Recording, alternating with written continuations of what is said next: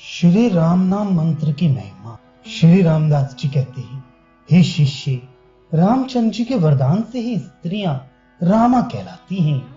उन लोगों के लिए भी राम ये 2 अक्षरों का मंत्र बतलाया गया है। स्त्रियों और शूद्रों के लिए इसके सिवाय और कोई मंत्र नहीं है। सब मंत्रों में ये राम मंत्र सर्वश्रेष्ठ है। किसी प्रकार त्रास, बाधा या भय आने पर लोग इसी नाम का उच्चारण करते हैं। महाघोर पाप करके भी जो प्राणी पश्चाताप पूर्वक राम इस मंत्र का कीर्तन करता है, उसकी शुद्धि हो जाती है। लोगों को चाहिए कि कहीं जाते समय, भोजन करते समय, सोते समय, खेलते कूदते समय अथवा कोई भी कार्य करते समय और सायंकाल को, चाहे वे किसी भी वर्ण तथा किसी भी आश्रम के हों, राम इस मंत्र का जप करते रहें, क्योंकि ये बड़ा उत्तम मंत्र है। जिसके मुख में राम मंत्र है, जिसका शरीर राम नाम से अंकित है और जिसकी देह पर राम मुद्रा से अंकित वस्त्र पड़ा रहता है, उसे यमराज नहीं देख पाते। राम मुद्रा से अंकित वस्त्र समुद्र वस्त्र कहलाता है। यह वस्त्र सबसे श्रेष्ठ, पवित्र और पापनाशक होता है। उस समुद्र वसनधारी प्राणी को किसी प्रकार का पातक नहीं लगता। जैसे कमल के पत्ते पर जल का असर नहीं होता, समुद्र वस्त्र धारण किए हुए मनुष्य को देखकर यम के दूत उसी तरह भागते हैं जैसे सिंह को देखकर मृग भाग जाते हैं। एक बार बहुत से मुनि एकत्र होकर राम से बोले, हे महाबाहु, आगे चलकर कलयुग में ब्राह्मण बड़े मंद बुद्धि होंगे और पेट पालने के लिए व्यग्र रहते हुए द्वार द्वार घूमेंगे। उनको आपका स्मरण करने के लिए अवकाश कैसे मिलेगा? अतः उनके कल्याणार्थ हम आपसे यह भिक्षा मांग रहे हैं कि उनके हित के लिए कोई उपाय बतला दीजिए। उन मुनियों की बात सुनकर रामचंद्र जी प्रसन्न मन से बोले कि आपने बहुत उत्तम प्रश्न किया है। अच्छा सुनिए, उन लोगों को चाहिए कि सदा मेरी मुद्रा से अंकित वस्त्र धारण करें। जो मेरी मुद्रा से अंकित कपड़े पहने रहेंगे, उनसे यदि किसी प्रकार का पातक भी हो जाएगा तो वह उनको नहीं लगेगा। इसलिए सदा शंख, चक्र, गदा और पद्म से अंकित कपड़े पहने। यह भी ना हो सके तो केवल मेरे नाम से ही चिन्हित कपड़े पहने। शंख आदि से चिन्हित वस्त्र भी मुझे बड़े प्रिय हैं।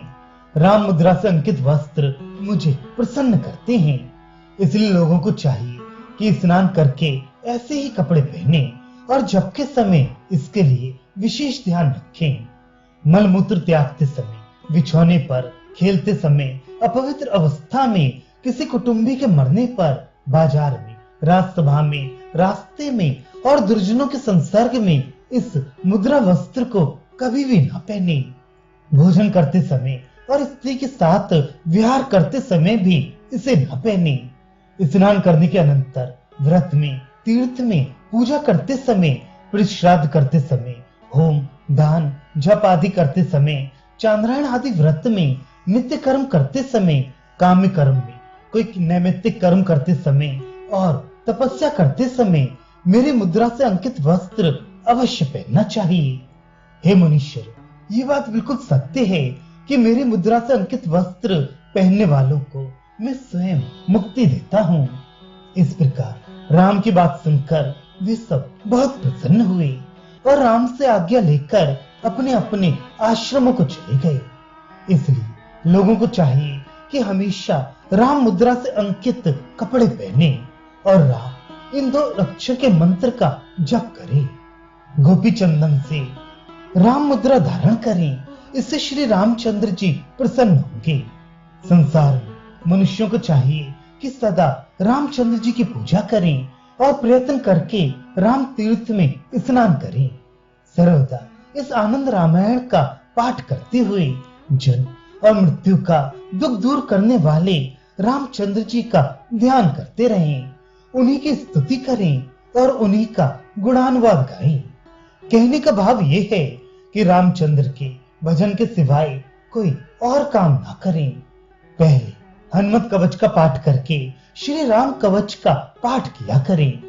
जो लोग हनुमत कवच का पाठ किए बिना ही श्री राम कवच का पाठ करते हैं वे मानो अरण्य रोदन करते हैं, इसमें कोई संशय नहीं है।